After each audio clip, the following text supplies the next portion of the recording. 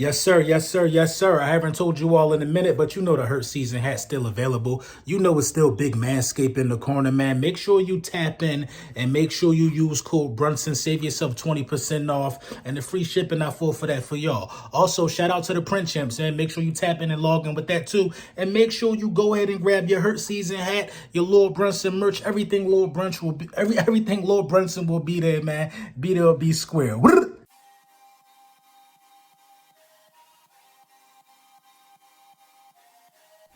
Yes, sir. Yes, sir. Yes, sir. Yeah, yeah, yeah, yeah, yeah.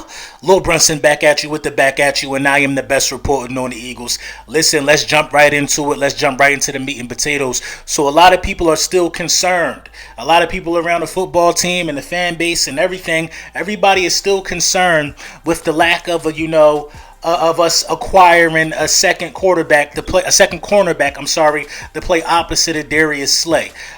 With the news that's breaking around Richard Sherman, which is a guy that I was, really high on, but he fell through on some legal troubles, you know what I'm saying? Looking like they about to sit him down for a minute. And what's up with all the people that want to say, oh, that aged well, you're Richard Sherman, that aged well? Don't take from the fact that he's a good player. He just did some bonehead stuff. So what aged well? People just looking for somebody to be wrong so much. But anyway, Richard Sherman is out of here, man. That's not going to happen unless something happens with Nelson, the guy from Pittsburgh, him bringing his price down. We meeting somewhere in the middle. I just don't see that happening as well for the price that he wants. But have no fear, there are still some guys still available. I want to talk about this one guy from Denver. You know what I'm saying? Rookie, played 11 starts. Impressive when you look at the numbers. I didn't really watch him play and stuff like that. I don't think it's worth, busting down film on a guy we don't have yet. Or I'm not sure if we're going to get him. But this is a guy we need to keep in mind. Michael Ojemudia, I think that's how you say it. Guy played 11 starts, wasn't projected to start. And this guy is a tackling machine. A ball. You ever heard the phrase of eat the ball, put your helmet on the ball, pop that ball loose? He one of them guys. I mean, just by looking at his stats and a couple highlights that I've seen, this guy kind of approaches the game like a linebacker. He likes to tackle. And being in the NFC East when you got guys like Saquon Barkley, Ezekiel Elliott, Gibson over there in Washington, just a plethora of running backs that we got to play so much early and often. You need cornerbacks that don't have a problem with tackling, especially in today's NFL where guys are just bigger than most guys. You know what I'm saying? Wide receivers are just bigger. You know what I mean? You need cornerbacks that's going to be physical to match that physicality. So this guy had 2 7-tackle games. 2 7 solo tackle games in the 11 starts. He has 6 games of 5 or more tackles. You know what I'm saying? So more than half of the time, he's getting you 5 or more tackles from the cornerback position. Oh, and I think he was tied third in forced fumbles from the position with 4 forced fumbles. The guy knows how to play. The guy knows how to be around the ball. He knows how to spring the ball loose. He knows how to be physical. And I'm surprised we haven't been talking about this guy. Another guy, man. Let's talk about Anthony Averett.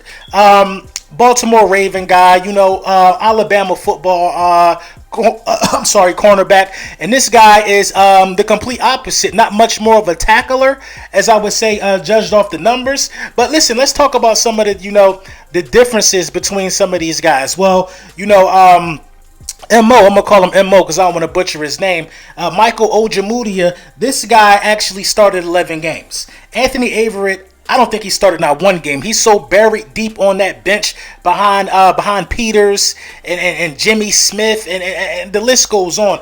It's a lot of people, a lot of cornerbacks in that cornerback room in Baltimore. So I say that to say this.